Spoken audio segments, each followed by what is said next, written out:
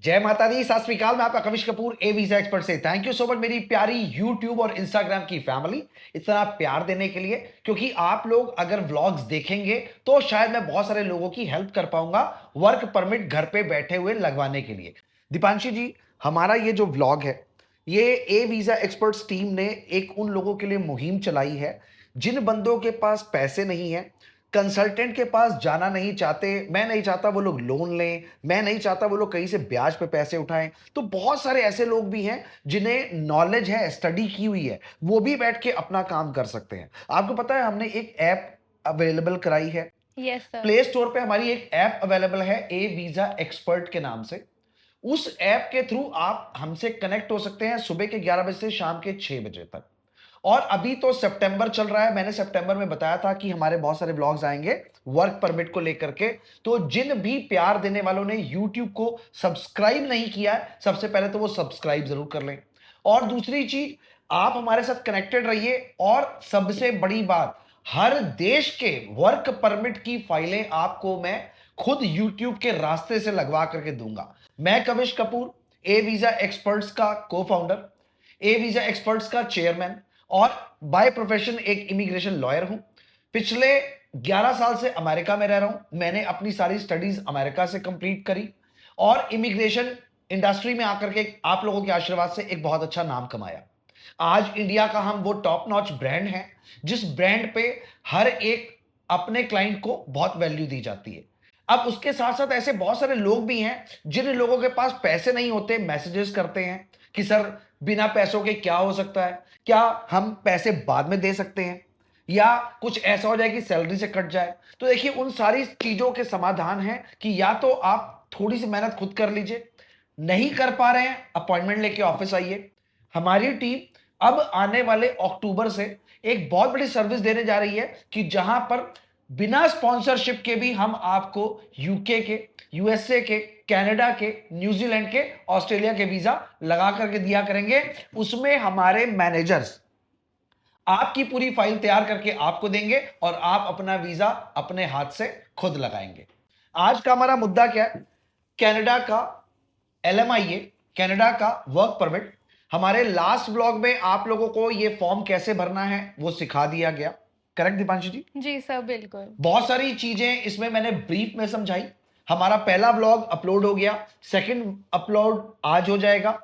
Third vlog जो main आज का व्लॉग है, इसमें सबसे बड़ी चीज है डॉक्यूमेंटेशन, जिसका सारा अहम रोल है आपके वीजा को लेने का। तो दीपांशी जी, फटाफट इनको सबसे पहले तो डॉक्यूमेंटेशन बताइए ताकि ये प्यार देने वाली फैमिली डॉक्यूमेंटेशन अपने रेडी करना शुरू कर दे। बताइए। सर, मैं ये बताना चाहूँगी कि डॉक्यूमेंटेशंस जो भी होंगी प्रोफाइल टू प्रोफाइल वैरी करेंगे। जैसे कि अगर किसी ने आइल्स कर रखा है तो आइल्स में हमारे पास जो एडमिन लेवल के वर्क है वो हम उसके हिसाब से डॉक्यूमेंट्स लगाएंगे। एग्जैक्टली। जिसके पास फार्मिंग का वर्क है उसके हिसाब से फार्मिंग के डॉक्यूमेंट्स लगेंगे। जैसे कि एग्जैक्टली। जे फॉर्म, आपके आपके जो भी लीगल एग्रीमेंट्स होते हैं आपके कस्टमर्स के साथ, आपके डीलर्स के साथ, वो सारे एग्रीमेंट्स वेरी गुड लगते मैम। हैं। अभी इस समय पे हमारे पास 3 से 4 पोजीशंस ऐसी हैं। अगर तो आप ग्रेजुएट हैं और आइल्स की हुई है तो आपके लिए ऑफिस एडमिन, कंप्यूटर से रिलेटेड वर्क, अकाउंट से रिलेटेड वर्क, ये सारी पोस्ट खुल जाती है। लेकिन उसमें दीपांशी जी मेन अहम रोल किस चीज का है? उसमें आपको आइल्स की नीड है। Exactly exactly। देखिए, मैम ने भी आपको बताया कि उसमें आइल्स की नीड कंपलसरी है। सेकंड चीज, अब जो बंदा आइल्स नहीं कर सकता तो दीपांशी जी उनको हम कहां लेके चलें? सर, उनके लिए हमारे पास स्किल्ड वर्कर है एंड उसमें हमारे पास फार्मिंग का वर्क है, वेयर हाउस में भी वर्क है हमारे पास। तो उसमें जो लोग कम पढ़े लिखे हैं, 10th पास है, 12th पास है, और जिनके पास फार्मिंग का एक्सपीरियंस है, तो वो अपना LMIA वहाँ पे करवा सकते हैं। Exactly exactly। दीपांशी जी ने पूरा अपना जोर डाल करके आपको बता दिया कि अगर हम फार्मिंग की तरफ बढ़ते हैं तो ये वो पोस्ट है जिसमें फार्मिंग सिर्फ गेहूं की नहीं होती। फार्मिंग का मतलब ये है कि फार्मिंग जो भी चीजें प्रोड्यूस हो रही है वहां पे बहुत सारी चीजें हैं, फ्रूट्स के फॉर्म होते हैं, उसके अलावा हमारे पास व्हीट के फॉर्म होते हैं, उसके अलावा और बहुत सारे ऑप्शन होते हैं। और फार्मिंग में सिर्फ खेती ही नहीं है, आप वहां पे एज ए सुपरवाइजर भी काम कर सकते हैं। आप उसमें बैठ करके बहुत सारी ऐसी अपॉर्चुनिटीज ग्रैब कर सकते हैं जो फार्मिंग से रिलेटेड है। पैकिंग भी होता है उसमें एग्जैक्टली अब एंड वहां पर मेन एजुकेशन पे जोर नहीं हाँ दिया जी, जाता, क्योंकि जो आपके साथ काम करने वाले बंदे हैं वो बहुत more over graduate post graduate नहीं है, तो वहां पर आपके एक्सपीरियंस पे वर्कआउट किया जाता है और उसकी जो कैटेगरी बनाई गई है वो कैटेगरी है स्किल्ड वर्कर वीजा। वीज़ा। और सबसे बड़ी बात, स्किल्ड वर्कर में कौन कौन से लोग आते हैं दीपांशी जी, जरा प्लीज शॉर्ट में बता दीजिए। सर स्किल्ड वर्कर में वो आते हैं जिनके पास स्किल्स हैं। राइट, जैसे कि अब फार्मिंग को देख लो, फार्मिंग में आपके पास अगर कोई स्किल है तो वो आप उसमें अपना यूज़ कर सकते उसके हैं। अलावा मैम और और इलेक्ट्रिशियन हो गया एग्जैक्टली एंड आपके प्लम्बर्स हो गए, राइट। जो भी आपके पास XYZ स्किल्स हैं, उसके बेसिस पे आपको स्किल्ड चलिए वर्कर थोड़ा वीज़ा सा मैं भी मिलता है। ब्रीफ कर देता हूं। Motor mechanic, electrical engineer, electric से रिलेटेड काम करने वाले, किसी मशीनरी से रिलेटेड काम करने वाले, वेल्डर्स जो रूफ का काम कर सकते हो, या फिर आपके पास कोई ऐसा स्किल जिसको आप अपने हाथ का हिंदी में हुनर कहते हैं। अगर इस तरीके के आपके पास स्किल्ड कोई भी ऑप्शंस अवेलेबल हैं तो आप 100% हकदार बन जाते हैं किसी भी देश में स्किल्ड वर्कर वीजा लेने के, क्योंकि नॉर्मल आदमी जो अप्लाई कर रहा है वो अपनी एजुकेशन की दम पे कर रहा है और जी, आप तो अप्लाई कर रहे हैं अपने स्किल्स की दम पे। देखिए ड्राइविंग कोई स्किल्स नहीं है, वो ड्राइविंग कभी भी स्किल में नहीं आती है। बहुत सारे लोगों के क्वेश्चंस होते हैं कि सर मेरे पास ड्राइविंग का लाइसेंस है, वो एक अलग अपॉर्चुनिटी है, उसको आप स्किल में काउंट ना करें। सर मैं वेयर हाउस में काम कर सकता हूं, सर वेयर हाउस में कोई भी काम कर सकता है, उसको आप स्किल में ना काउंट करें।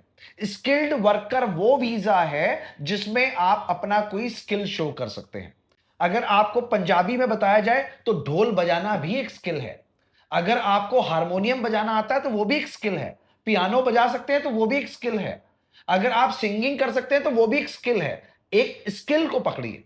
अगर आप स्किल को पकड़ेंगे तो आपके पास हर देश की अपॉर्चुनिटी खुल जाएगी। बिल्कुल। अब जैसा कि हमने आपको ये फॉर्म भर के बताया, हमारे पास इसमें जो 4 पेजेस हैं उसमें मैंने आपको बताया कि लास्ट जब आप वैलिडेट करके इस पेज पे पहुंच जाएंगे तो आपका फॉर्म इमीडिएटली रेडी हो जाएगा अपलोड करने के लिए। दीपांशी जी जरा थोड़ा सा डॉक्यूमेंट्स जो एवरेज लगते हैं उसके हिसाब से थोड़ा सा प्लीज हमारी प्यार देने वाली फैमिली को बताइए कि एवरेज डॉक्यूमेंट क्या चाहिए। सर एवरेज डॉक्यूमेंट्स यही लगते हैं, आपका पासपोर्ट, आपकी नेशनल आईडी, आपके फैमिली के नेशनल आईडीज और जो भी आप काम करते हो उससे रिलेटेड कुछ डॉक्यूमेंट्स लगते हैं। एग्जैक्टली चलिए थोड़ा सा ब्रीफ मैं कर देता हूं कि इमीडिएटली पेपर पेन उठा लीजिए और जहां पर आप थोड़ा सा अटक जाएं प्लीज इमीडिएटली वीडियो को पॉज कर लीजिए या दोबारा देखने की जहमत उठा लीजिए। सबसे पहले चाहिए आपको आपका एक आईडी प्रूफ, उसके बाद चाहिए आपको आपका एक एड्रेस प्रूफ, उसके बाद आपको चाहिए आपका वर्क एक्सपीरियंस, उसके बाद आपको चाहिए आपका एक अपडेटेड रेज्यूमे जिसमें आपका प्रॉपर एड्रेस डला हुआ हो और आपका मोबाइल नंबर ईमेल एड्रेस के साथ अपडेटेड होना चाहिए, ताकि अगर आपसे स्पॉन्सर या फिर एम्बेसी कांटेक्ट करना चाहें तो आप इमीडिएटली उस पे मिल जाएं।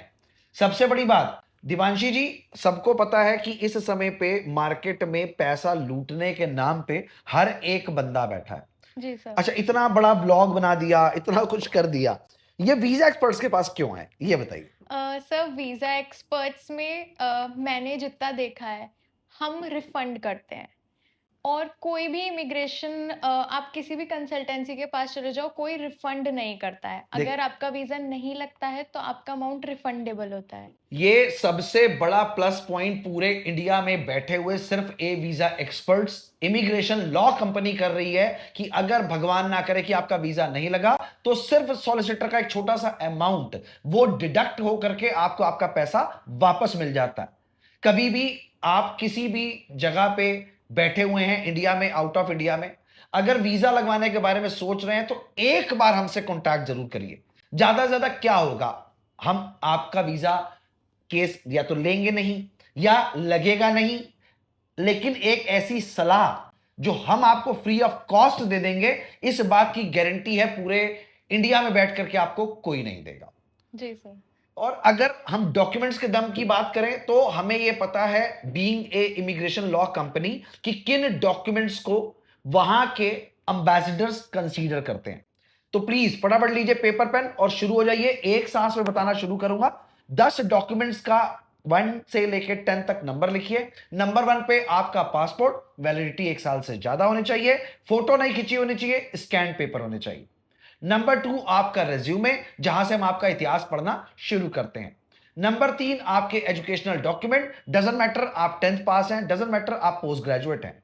उसके बाद हमें चाहिए आपका बैंक अकाउंट का स्टेटमेंट 3 महीने का, बैलेंस हो ना हो फर्क नहीं पड़ता है। उसके बाद हमें चाहिए आपका एक कलर फोटोग्राफ। उसके बाद हमें चाहिए आपकी एक नेशनल आईडी। मैरिड हैं तो मैरिज सर्टिफिकेट लगा दीजिए, बच्चे हैं तो उनके प्रूफ लगा दीजिए, सिंगल हैं तो मम्मी पापा के प्रूफ लगाइए, दिखाइए कि मेरी फैमिली यहां पर है। ये अहम डॉक्यूमेंट्स हैं। एक सबसे बड़ी अहम चीज जो आपको वर्क परमिट की तरफ लेके जाती है, क्योंकि ये डॉक्यूमेंट्स तो सभी के पास है, वो है आपका वर्क एक्सपीरियंस। बहुत सारे लोग मार्केट में फेक एक्सपीरियंस बनाते हैं। देखिए, बनाइए, कोई परेशानी नहीं है, लेकिन अगर आप फेक एक्सपीरियंस बना रहे हैं तो उसके जिम्मेदार आप स्वयं हैं। हमें नहीं बताया जाता, ना हम किसी को बताते हैं कि आप अपने फेक डॉक्यूमेंट्स लगाइए, ना हम किसी इलीगल काम को प्रमोट करते हैं, ना किसी इलीगल काम में हम आपका सपोर्ट करते हैं। जैसा कि आपको मैंने बताया कि आपको चाहिए डॉक्यूमेंट्स, तो फटाफट जो डॉक्यूमेंट्स आपको बताए गए हैं उसमें लास्ट अहम रोल है आपका, आपके वर्क परमिट से रिलेटेड। तो जिन भी लोगों के पास कोई भी वर्क एक्सपीरियंस है, अपने उस वर्क एक्सपीरियंस को प्लीज मेक श्योर करिए कि वो आपके रिज्यूमे पे अपडेटेड हो और आपके पास आपका एक एक्सपीरियंस लेटर हो। अगला हमारा व्लॉग कनाडा के वर्क परमिट को लेकर के लास्ट व्लॉग होगा और उसमें हम आपको पूरी सीरीज बताएंगे कि किस सीरीज में आप कैसे अपने डॉक्यूमेंट्स लगाएंगे और किस तरीके से आप वर्क परमिट कनाडा का घर बैठ करके अप्लाई करेंगे।